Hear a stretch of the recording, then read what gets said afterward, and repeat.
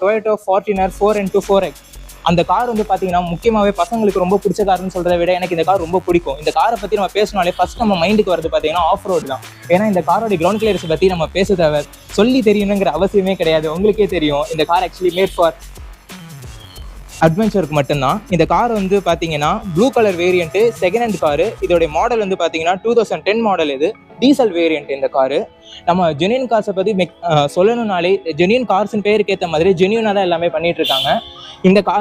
இந்த கார் வந்து பார்த்தீங்கன்னா நல்லா சர்வீஸ் பண்ணி கிளியராக எந்த ஸ்க்ராட்சுமே இல்லாமல் பக்காவான கண்டிஷனில் தான் இந்த கார் இருக்குது. நம்ம கிட்ட வர கார்ஸ்லாம் மேக்ஸிமம் பார்த்தீங்கனாலே ஃப்ளட்லையோ இல்லைனா ஆக்சிடென்ட் கார்ஸும் நம்மக்கிட்ட எதுவுமே வரது கிடையாது. பக்காவான கிலோமீட்டர்ஸில் பக்காவான கண்டிஷனில் மெயின்டைன் பண்ணி தான் இந்த ஜென்யூன் கார்ஸில் வந்து எல்லா கார்ஸுமே மெயின்டைன் பண்ணுறாங்க.